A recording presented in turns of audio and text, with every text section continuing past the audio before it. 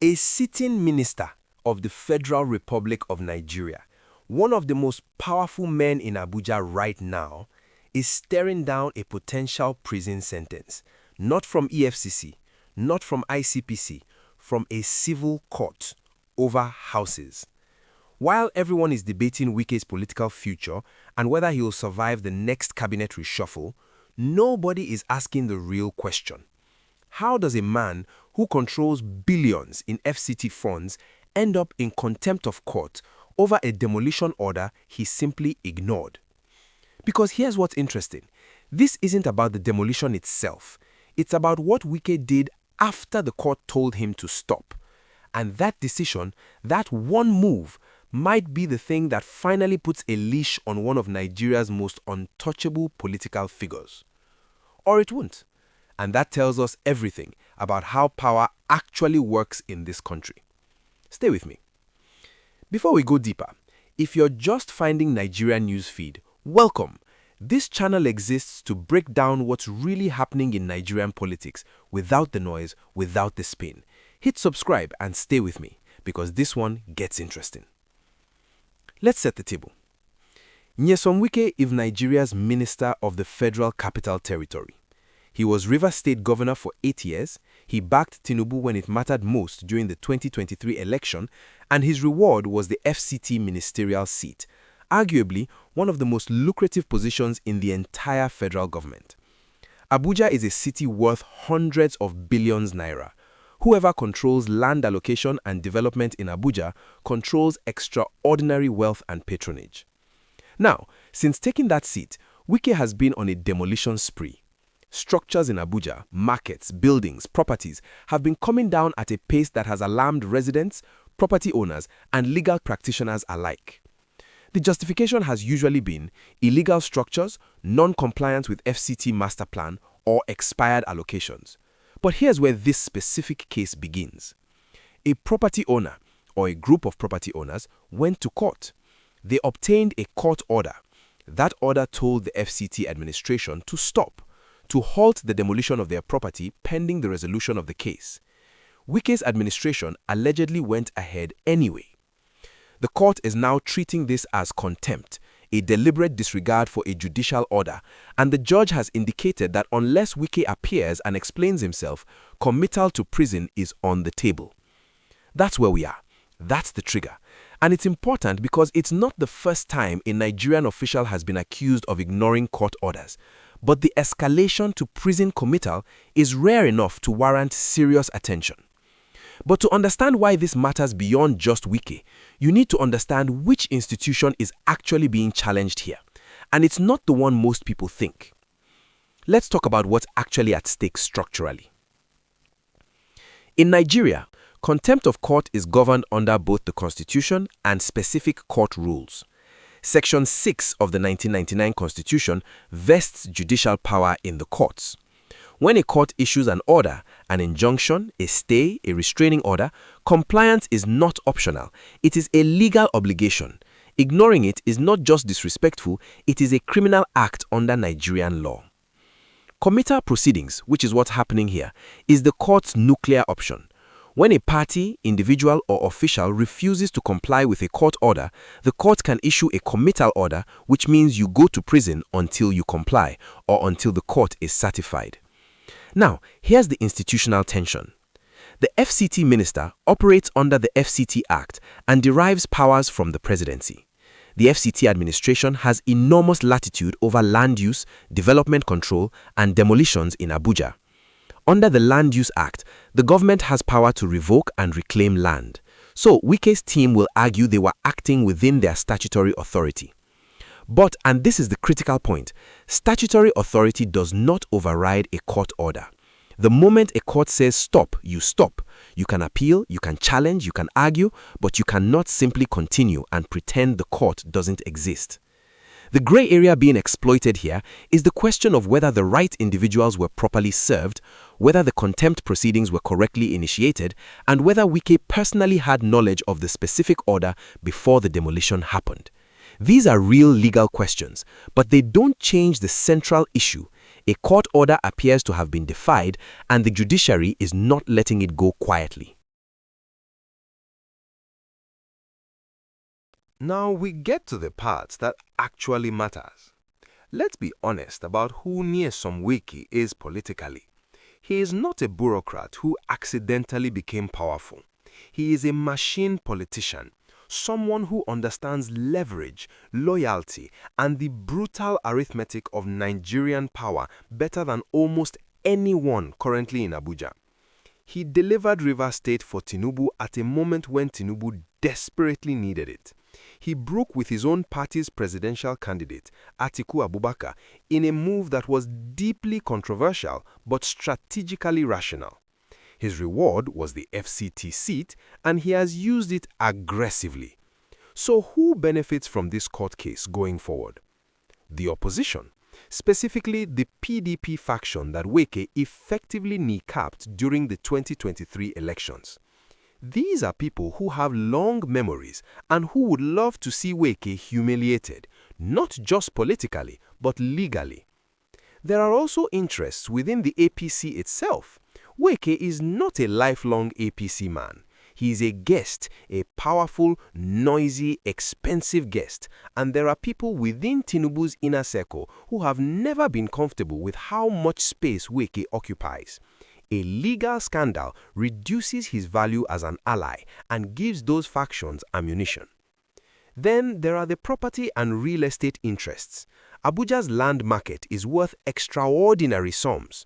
Some of the people whose properties have been demolished are not small-scale residents. They are connected business people and politicians who have the resources to pursue legal action and the connections to make it stick.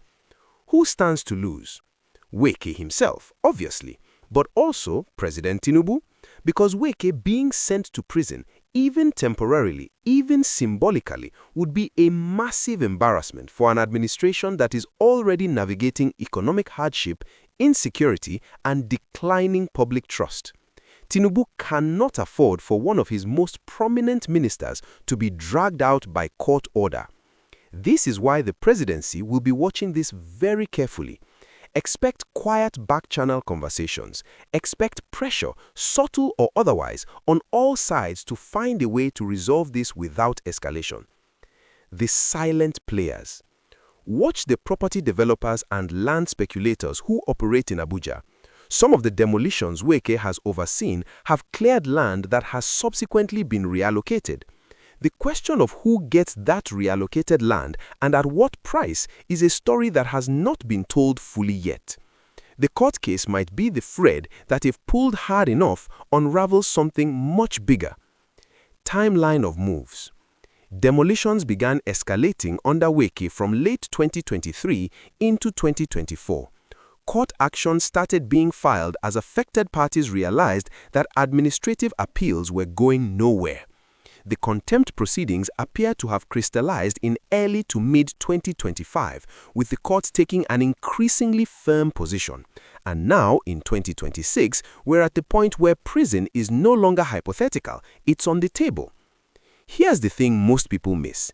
This isn't actually about whether Wike goes to prison. It's about whether Nigerian courts can enforce orders against sitting ministers. That's the real test. Now, if what I just laid out surprises you, drop a comment below. I want to know your take before we get to the part that changes the whole picture. Zoom out with me. What this case is really testing is something fundamental. Can the Nigerian judiciary enforce its orders against the executive branch? This is not a new question in Nigeria. We have seen governors defy court orders. We have seen federal agencies ignore injunctions. The pattern is depressingly familiar. Someone goes to court, gets an order, and then watches helplessly as the other side simply continues doing what they were doing, betting that enforcement will never come. But when it escalates to committal proceedings, when a court is literally preparing to send a minister to prison, something different is happening. The judiciary is pushing back, and that matters for the long-term health of Nigerians' institutional architecture. Federal-state power balance. This case also has implications for how the FCT is governed. The FCT is not a state, it is federal territory. The minister is not elected, he is appointed. That makes accountability mechanisms different and, frankly, weaker. If the courts can't hold the FCT minister accountable, Who can? Economic consequences. The demolition spree has created real economic damage. Businesses destroyed, investments lost, properties worth millions reduced to rubble. This chills investors. Let me be fair here, because some of what's circulating about this case is not entirely accurate. Misconception 1. Wike personally ordered the demolition in defiance of the court. The legal reality is more nuanced. Contempt proceedings require establishing that the person had clear knowledge of the order and deliberately chose to disobey it. Whether that burden of proof is met against Wike personally as opposed to officials within the FCT administration is a live legal question. Don't let anyone tell you this is already settled. Misconception 2. All the demolitions are illegal. Some of the structures that have been demolished were genuinely illegal. Abuja has significant problems with unauthorized development, encroachment on government land, and structures built without proper allocation. Wike's administration is not wrong that some of these needed to go. The controversy is about due process, about whether people were giving adequate notice, and specifically about what happens when a court intervenes. The strongest opposing argument: Wike's team would say that the FCT administration was exercising legitimate government authority, that the court action was filed by connected interests looking to protect illegal occupations, and that delays caused by court orders only enable further encroachment. There's something to this argument. Where it falls apart, the moment you have a court order, you apply to stay it, you appeal it, you challenge it, but you don't bulldoze through it. That's not a legal gray area, that's contempt. And the argument that we were right to demolish is not a defense to you disobeyed a court order. And here's the uncomfortable truth. If Wike walks away from this without consequence, it won't just be a Wike problem. It becomes a template.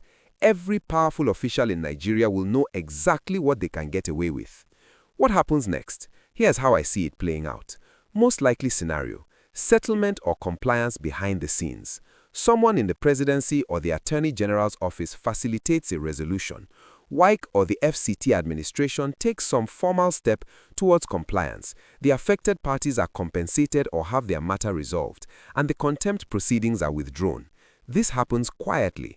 No prison, no drama, just managed disappearance of the crisis. Second scenario: Wike appears in court, offers an explanation, and the judge accepts it, either dismissing the contempt or imposing a fine rather than committal. This would be a political victory for Wike. He faced the court and survived.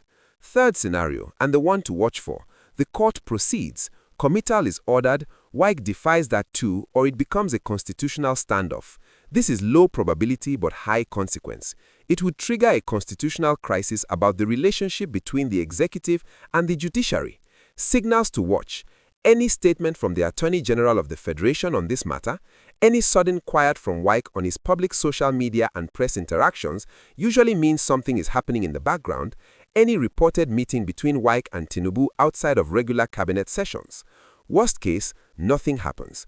Wike faces no consequences, the court order remains unenforced, and Nigeria's property investors and ordinary residents absorb the lesson that judicial orders are optional for the powerful. That's the slow burn damage, not dramatic but corrosive.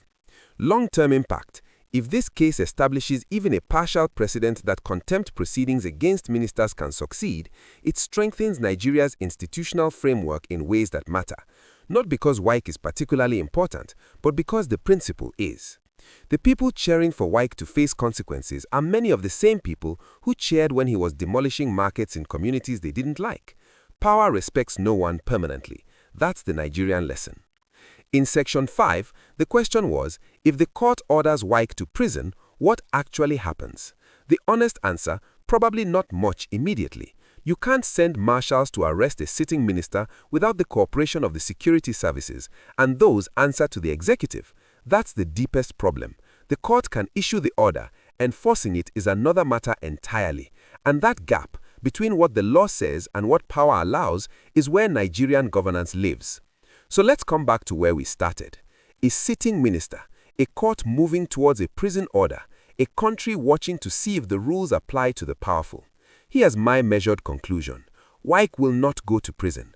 Not because the law doesn't require it, it may well, But because Nigeria's power structure does not yet have the mechanisms to enforce judicial orders at the highest levels of the executive without political will from the top, and that political will does not currently exist. But here's why this still matters. The fact that the court is even attempting this, that contempt proceedings have reached this level, is itself significant. The judiciary is signaling that it will not simply fold, and over time, these signals accumulate. Nigeria does not change in dramatic moments. It changes in the slow accumulation of cases, precedents, and public pressure. This case is one more brick in that wall. The question I want to leave you with is this: do you believe Nigerian institutions are getting stronger, or are we watching the same cycle repeat itself? Drop your answer in the comments. I genuinely want to know. If this breakdown gave you clarity on what's really going on, do me a favor. Share it with one person who needs to understand this. Like the video, subscribe to Nigernewsfeed, and I'll see you in the next one. Stay sharp.